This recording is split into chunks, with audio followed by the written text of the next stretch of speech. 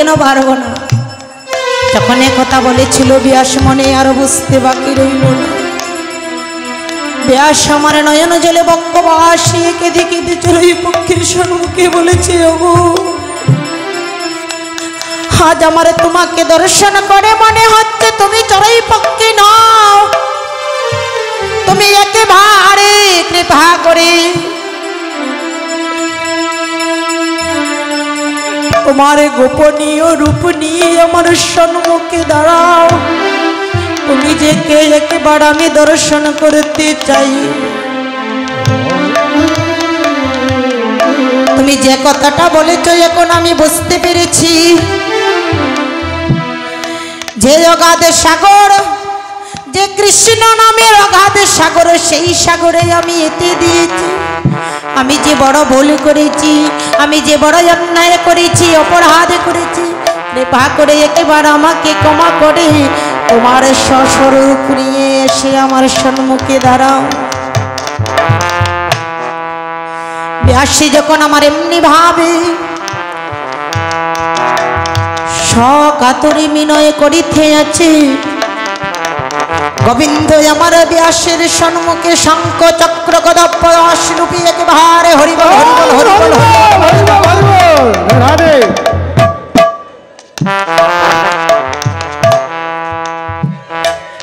সে দেখো ব্যাস আমি কে?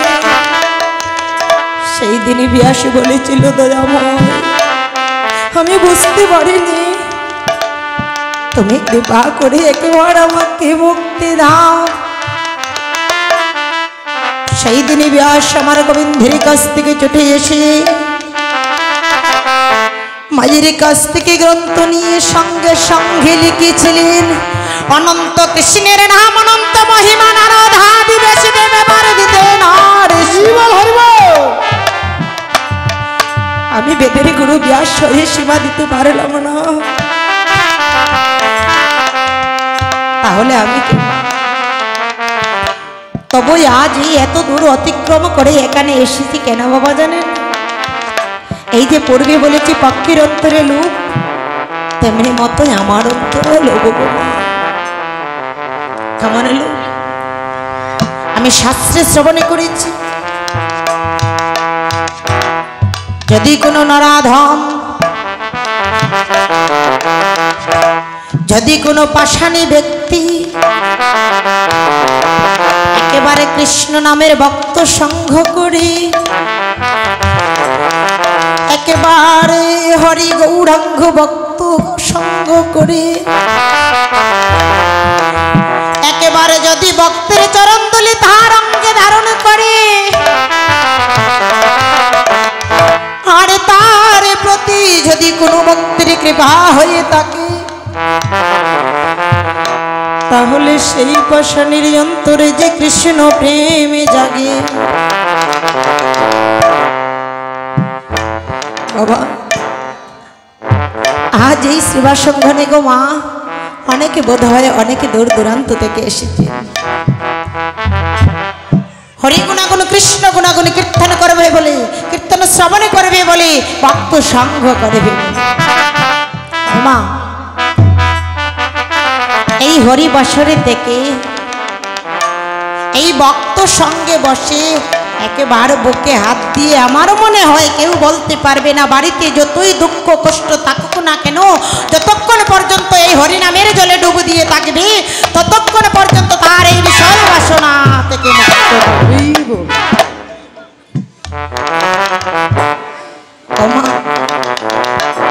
এই অভাগিনীর কথাটা বলি, এই মায়ার সংসারে দেখতে গিয়ে, এই মায়ার সংসারে থাকতে হলে আমাদের সবাইকে কাঁদতে হবে। আমিও কাঁদি, তবে কৃষ্ণ বলে কাঁদতে পারি না। যখন মায়ার সংসারে থাকি মায়ার জন্য কাঁদি। ও বাবা বাস্তব একটি প্রমাণ দিই, মাঠে যখন আপনারা বাবাদেরকেই বলছি, কারণ আপনারা সেটা কিন্তু ভালো জানবেন, এখনো তো এগুলো দেখতে পাই না। অনেক কাল আগে কিন্তু মহিষ ছিল, প্রত্যেকের ঘরে ঘরে মহিষ ছিল না বাবা, প্রত্যেকের ঘরে ঘরে কিন্তু ছিল, এখন এটা দেখা যায়। তো মহিষ যখন ছিল আপনারা মাঠে নিয়ে যেতেন, যখন মাঠে নিয়ে যেতেন, মাঠের মশা মাছি তাকে মনের আনন্দে কামড়াতে থাকত। কিন্তু সে কি করত? ওই পোকামাকড়ের কামড় ধৈর্য ধরে না পারে কোথায় যেত বাবা? জলাশয়ের নিকটে, যেখানে জল সেখানে পাগলের মতো ছুটে যেত। গিয়ে কি করত? তার অঙ্গটাকে লুকিয়ে রাখত। কেন বাবা? না, আমি যতক্ষণ পর্যন্ত ওই জলাশয়ের মধ্যে আমার অঙ্গটা লুকিয়ে রাখবো ততক্ষণ পর্যন্ত আমাকে ওই বনের পোকামাকড় কামড়াতে পারবে না। আর আমার কথাটা বলি বাবা, আমি যতক্ষণ ওই গৃহ সংসারে বসে থাকি, ওই বিষয়ে বাসনার মাছিগুলো আমাকেও তেমন ভাবে কামড়াতে থাকে। আর যখনই তৎক্ষণাৎ সময় আপনাদের কাছ থেকে, বৈষ্ণবের কাছ থেকে কোনো আমন্ত্রণ চলে যায়, পাগলের মতো ছুটে আসে সেই ভক্ত সমাজে। কেন গো বাবা? নাই, আমি যতক্ষণ পর্যন্ত ভক্তের প্রেম সাগরে ডুবে থাকব, যতক্ষণ আমার ভক্তের প্রেম সাগরে আমি ডুবে থাকবো, আমাকে ওই বিষয়ে বাসনার মাছি কামড়াতে পারবে না। তাই মা গো, আজ ওই শ্রীভা সংঘ নিয়ে আমি এসেছি। আমি যে হরি কথা বলে আপনাদের অন্তরে আনন্দ দিতে পারবো সেই জ্ঞান আমার নেই, তবু এতটুকুই আশা নিয়ে এসেছি বাবা, যদি ভক্তের কৃপা হয়, ভগবানের কৃপা হয়। কারণ ভক্তের কৃপায় ভগবান আসে তার করুণায়। ভক্ত যখন কৃপা করে ভগবান কি আর দূরে থাকে? তাই আজও মা এখানে এসেছি মহাপ্রভুর মহাপ্রভুর গুণগান কীর্তন করিতে, আমার রাধা গোবিন্দের গুণগান কীর্তন করিতে। সেই কীর্তন করিতে যদি আমার মনের অজান্তে কোনো ভুল ভ্রান্তি হয়ে থাকে,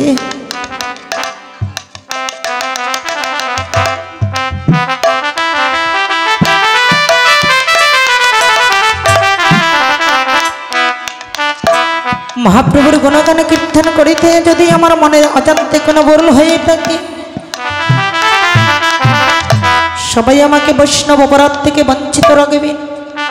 কারণ ভক্ত ক্ষমা না করলে ভগবান ক্ষমা করবে। তাই আগে চাই ভক্তের কৃপা, তারপর হচ্ছে ভগবানের কৃপা। ভগবানে কখনো রাম, কখনো শ্যাম, কখনো নারায়ণ, কখনো আবার কলি পাবন অবতার আমার গৌর হরি। যুগে যুগে অবতার অবতীর্ণ হয়ে আসছেন শুধু ভক্তেরই জন্য, ভক্তের মনোবাসনা পূর্ণ করিবার জন্য। আমার ভক্ত যদি নয়ন জলে কাঁদে, আমি যে সবই কিছু ধৈর্য ধরে থাকতে পারি, কিন্তু আমার ভক্তের নয়ন জল আমি কখনো ধৈর্য ধরে থাকতে পারি না।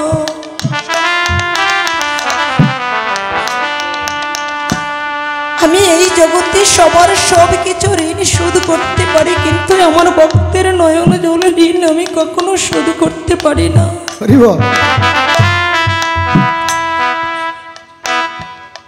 আমি এই জগতের ভক্ত কাঁদে আমার চরণ পাবার আসে, কিন্তু কোন ভক্ত জানে না আমি ভগবান হয়ে কাঁদি ভক্তের চরণ কানায়। আমার ভক্তি ধারণ করে আমি আমার ভক্তের চরণ কানা নয় বলে দৌথ করে দেব।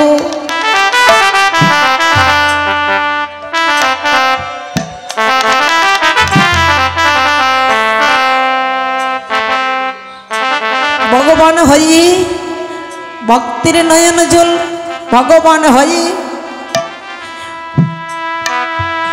ভক্তকে নয়ন জল দিয়ে দৌত করেছিলেন কার বাবা? ছোট্ট শিশু, ছোট্ট শিশু কে গো? ধ্রুব মহারাজ অনেকেই বলি বাবা হরিনাম করবো, এখনো সময় হয় না, এখনো সময় হয় না। কণ্ঠে মালা ধারণ করবো, এখনো সময় হয় না। ললাটে তিলক ধারণ করবো, এখনো সময় হয় না। ভক্ত সঙ্গ করবো, এখনো আমার সময় হয় না।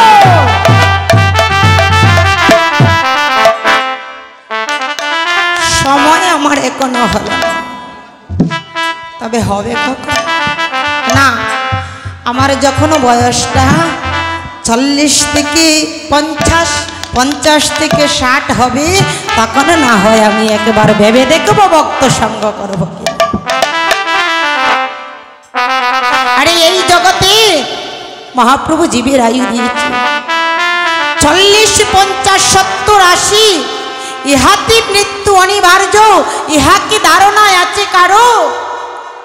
তাই এই জীবন সূর্য তাকিতে বেলা একেবারে বধনে ভরে হরি বল হরি বল হরি বল হরি বল।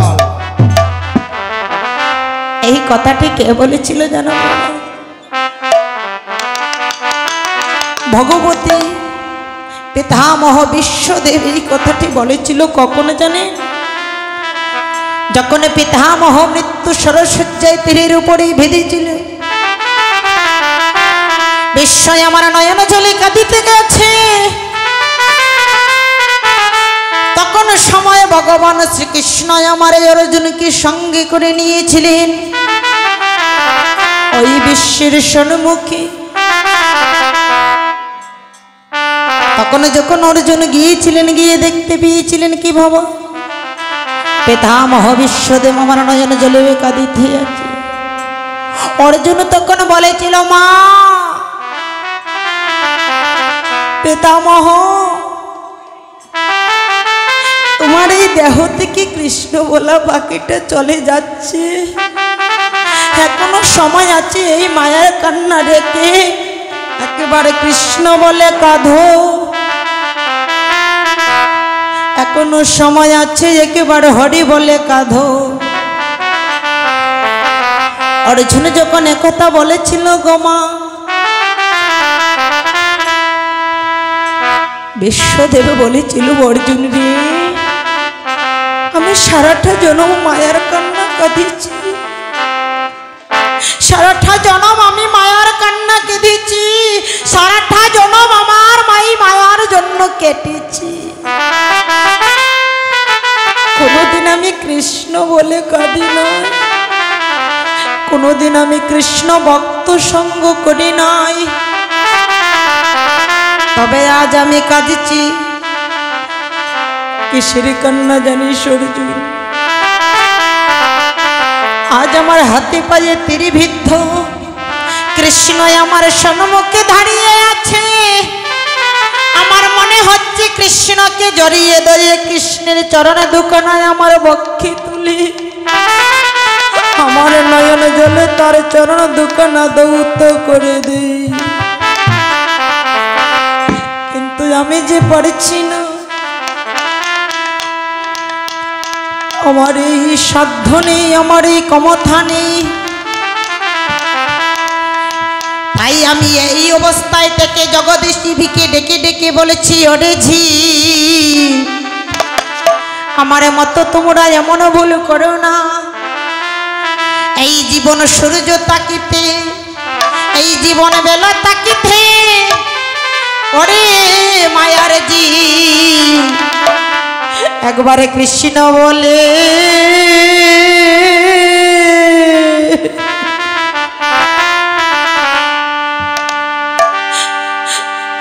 তুমি রাখা দিয়া কাঁদিয়া যাও রে।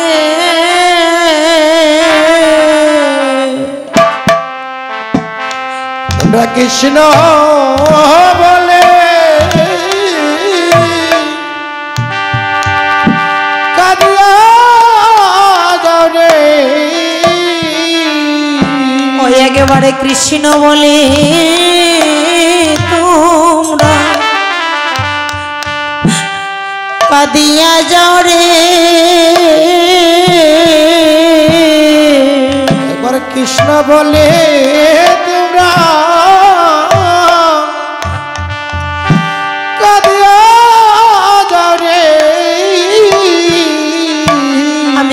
কৃষ্ণ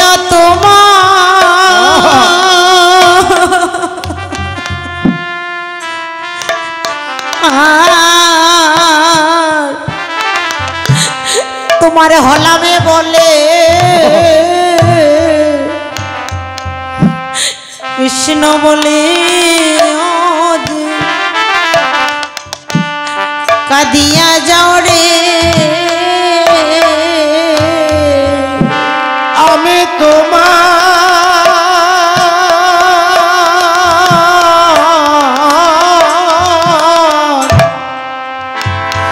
আমি কৃষ্ণ হলাম রে কৃষ্ণ বলে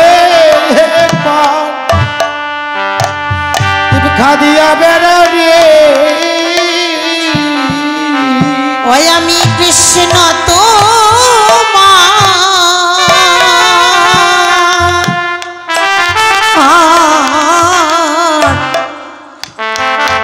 তোমার হলামে বলে একবারে কৃষ্ণ বলে তোমরা কাঁদিয়া যাও রে আমি কৃষ্ণ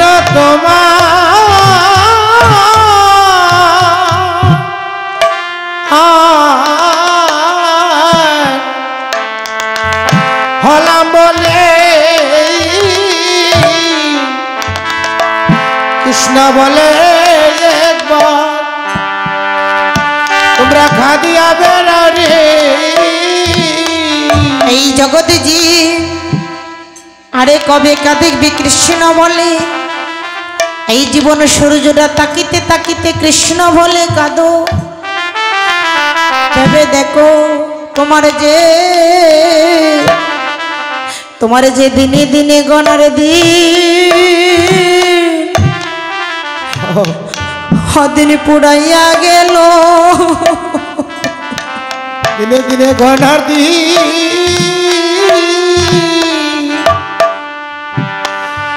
পুরিয়া গেল ওই আমার দিনে দিনে গণার দিন ওরে পুড়াইয়া গেল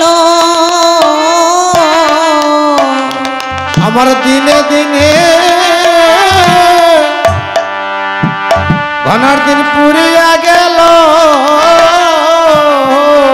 ওই আমার কৃষ্ণ ভক্ত সঙ্গ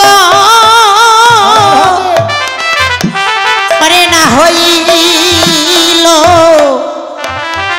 আমার যে দিনে দিনে গণার দিন ওরে পুড়াইয়া গেল আমার কৃষ্ণ ভক্ত সঙ্গ না হইল আমার দিনে দিনে গণার দিন পুড়িয়ে গেল এই জগতের জীব আজ করব কাল করব বলে কিন্তু ধীরে দিনে গণার দিনে মা একদিন চলে যাচ্ছে কিন্তু একদিন কমে যাচ্ছে বাড়ছে না কখন যে কার একদিন